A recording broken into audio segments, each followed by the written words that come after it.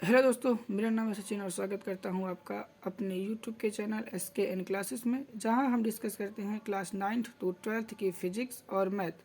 और आज का हमारा टॉपिक है क्लास 12th का चैप्टर नंबर 3 मैट्रिक्स। हमने कल की वीडियो में इससे जुड़े हुए कुछ क्वेश्चन सॉल्व किए थे। अगर आपने हमारा वो वाला वीडियो नहीं देखा है तो आप इससे सॉल्व करने से पहले हमारे वो 2 वीडियो देख सकते हैं, ताकि आपको उसके परिभाषाएं और कुछ सॉल्यूशन समझ में आ सके, ताकि आपको ये जो क्वेश्चन है वो समझने में आसानी होगी। तो चलिए शुरू करते हैं। तो हमारा जो पहला क्वेश्चन है वो क्वेश्चन है, सरल कीजिए। क्वेश्चन है cos theta matrix cos theta sine theta minus sine theta cos theta plus sign theta minus cos theta sine theta. तो इस क्वेश्चन को हल करने से पहले हम सबसे पहले हमारा जो पहला स्टेप होगा वो स्टेप कुछ इस प्रकार से होगा कि इसी क्वेश्चन को हमको स्टेप बाय स्टेप एक बार लिख लेना है। तो सबसे पहले हमने इस क्वेश्चन को एज इट इज़ उतार दिया। Cos theta sine theta minus sine theta cos theta plus sign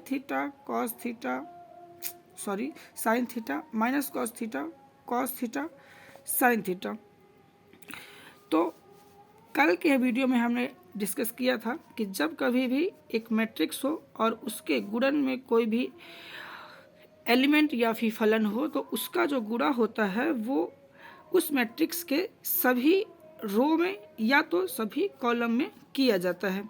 तो सबसे पहले हम जो कॉस थीटा है उसका गुणा करेंगे कॉस थीटा के साथ, और कॉस थीटा का गुणा करेंगे साइन थीटा के साथ, कॉस थीटा का गुणा करेंगे माइनस साइन थीटा के साथ, और कॉस थीटा का गुणा करेंगे कॉस थीटा के साथ। तो चलिए गुणा करते हैं। तो जब हम कॉस थीटा का गुणा करते हैं कॉस थीटा के साथ तो वो हो जाता है cos square theta. Cos theta का गुणा साइन थीटा के साथ करने पर वो हो जाता है cos theta into sine theta, और कॉस थीटा का गुणा माइनस साइन थीटा के साथ करने पर वो हो जाता है minus sine theta into cos theta. ऐसे ही जब हम कॉस थीटा का गुणा करते हैं कॉस थीटा के साथ तो वो हो जाता है कॉस स्क्वायर थीटा। ऐसे ही प्लस साइन थीटा का साइन थीटा के साथ माइनस कॉस थीटा के साथ कॉस थीटा के साथ और साइन थीटा के साथ गुणा होगा।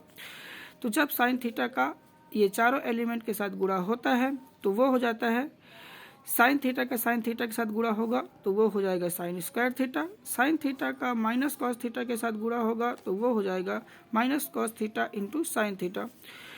कॉस साइन थीटा का कॉस थीटा के साथ गुणा होने पर वो हो जाएगा cos theta into sine theta, और साइन थीटा का साइन थीटा के साथ गुणा होगा तो वो हो जाएगा साइन स्क्वायर थीटा। आगे बढ़ते हुए जब हम इस क्वेश्चन को सॉल्व करेंगे तो हम देख रहे हैं कि हमारे जो दो मैट्रिक्स है, दो मैट्रिक्स को के बीच में प्लस का चिन्ह है। तो इसका अर्थ है कि हम इन दोनों मैट्रिक्स को जोड़ देना है। जोड़ने का नियम बहुत ही आसान है, बस हमें ये ध्यान रखना होगा कि जब कभी भी हम दो मैट्रिक्स को आपस में जोड़ते हैं तो हमें यह ध्यान रखना होता है कि जो हमारा रो होता है वो रो के साथ ही जुड़ता है, या तो जो कॉलम होता है आप उस कॉलम को कॉलम के साथ भी जोड़ सकते हैं। तो हम जो है कॉस स्क्वायर थीटा को का जो जोड़ है वो साइन स्क्वायर थीटा के साथ होगा। तो हमने यहाँ पर लिख दिया cos square theta plus sine square theta. ऐसे ही कॉस इंटू साइन थीटा का जो जोड़ होगा वो minus cos theta into sine theta के साथ होगा। ऐसे ही minus sine theta into cos theta को हम cos theta into sine theta के साथ जोड़ देंगे। Cos square theta plus sine square theta हो जाएगा। जब इसको सॉल्व करेंगे तो हमारा जो हमने पढ़ रखा है कि जो sign square theta plus cos square theta का एक फार्मूला होता है जिसका जो वैल्यू होता है वो होता है 1। तो cos square theta plus sine square theta is equal to 1 आ गया, और ये जो cos theta into sine theta minus cos theta into sine theta है तो ये आपस में कैंसिल हो जाएगा, तो ये आ जाएगा हमारा 0। और ऐसे ही जब minus cos theta into sine theta का plus cos theta into sine theta करेंगे तो वो हो जाएगा 0, और cos square theta plus sine square theta ये हो जाएगा 1। तो क्वेश्चन को सॉल्व करते हैं हम आगे बढ़ते हैं, और हमारा जो दूसरा क्वेश्चन है वो क्वेश्चन कुछ इस प्रकार से है कि यदि A is equal to matrix 8 0 4 -2 3 6 हो तो जो हमारा दूसरा मैट्रिक्स है B 2 -2 4 2 -5 1 तथा जो हमें दिया हुआ है सॉल्व करने के लिए तो वो है 2a - 3x is equal to 5b दिया हो तो अवयव x का जो मान है वो हमें ज्ञात करना है। तो x की जो वैल्यू है वो ज्ञात करने के लिए हम सबसे पहले जो हमारा ये इक्वेशन दिया हुआ है उसको एक सही फॉर्मेट में जमा लेंगे। तो वो जो फॉर्मेट है वो कुछ इस प्रकार से है कि सबसे पहले हम लिखेंगे 3x इज इक्वल टू जो 2a है उसको इस तरफ पक्षांतर कर देंगे तो वो हो जाएगा 3x is equal to 5b। चूँकि ये जो 2a है वो लेफ्ट साइड में प्लस पे था अतः वह राइट में आने पर माइनस में हो जाएगा। ये नियम तो आप सभी को ही जानते ही होंगे। तो हमारा जो इक्वेशन है वो कुछ इस प्रकार से हो जाएगा 3x is equal to 5b minus 2a। तो हम यहाँ पास x की वैल्यू फाइंड करते हैं। सबसे पहले हम लिखेंगे 3x। हम यहाँ पास देख सकते हैं कि जो हमारा a और b मैट्रिक्स है वो 5 और 2 के गुणन में है। इसका अर्थ है कि जो हमारा ये मैट्रिक्स है हमको इस 5 और 2 के साथ गुणा करना होगा।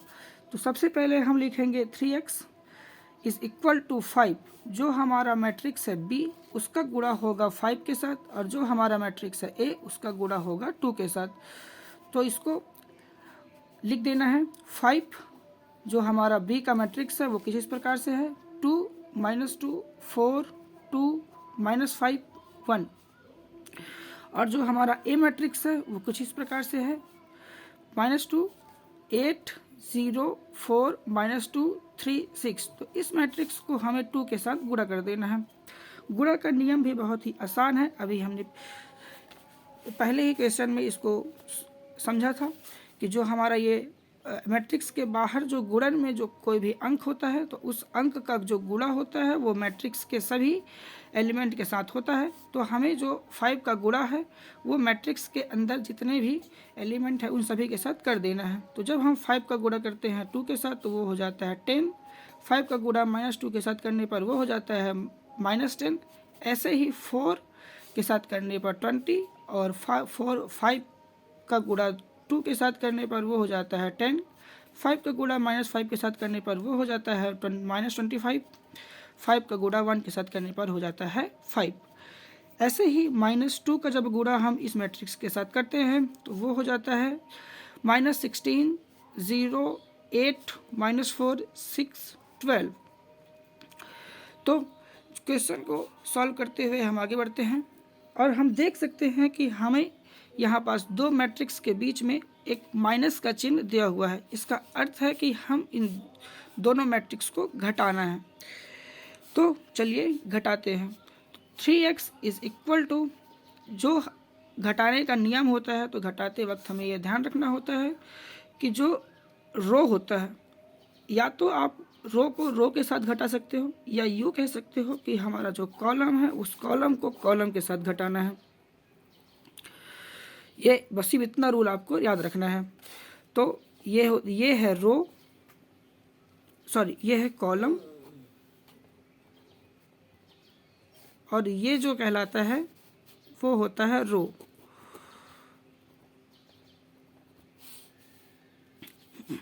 तो जो 10 है वो होगा -16 -10 -0 20 -8 10 +4। ऐसे ही -25 -6 5 -12। तो जब हम इनको आपस में घटा करके जो भी वैल्यू आता है उसको यहाँ पास लिख लेते हैं और जो हमें चूँकि x की वैल्यू फाइंड करनी है तो जो x के साथ 3 मल्टीप्लाई में है हम उसको पक्षांतर कर देंगे। जैसे ही हम इसको पक्षांतर करते हैं तो जो 3 है वो डिवाइड में चला जाता है। ये रूल भी आपको मालूम ही होगा। तो x इज इक्वल टू 1/3 हो गया। 10 -16 के साथ घटेगा। चूँकि जो -16 है वो उसका जो बड़ा अंक है इसलिए वो उसका जो आंसर है वो माइनस में चला जाएगा। तो ये हो गया -16 -6, और ये हो जाएगा -10, ये हो जाएगा 12 प्लस 10 प्लस 4 होगा तो ये हो जाएगा 14, -25 -6 हुआ तो वो हो जाएगा -31, और 5 -12 करने पर वो हो जाता है 7। x की वैल्यू ज्ञात करने के लिए हमारा जो लास्ट स्टेप होगा वो कुछ इस प्रकार से होगा। तो जो मैट्रिक्स हमें दिया हुआ है उस मैट्रिक्स के गुणन में 1/3 है। इसका जो अर्थ है वो ये है कि हमारा जो 3 है उसको अंदर के सभी एलिमेंट के साथ डिवाइड कर देना है। जो कटेगा उसको कटा देना है, जो नहीं कटेगा वो डिवाइड के रूप में ही लिखा जाएगा।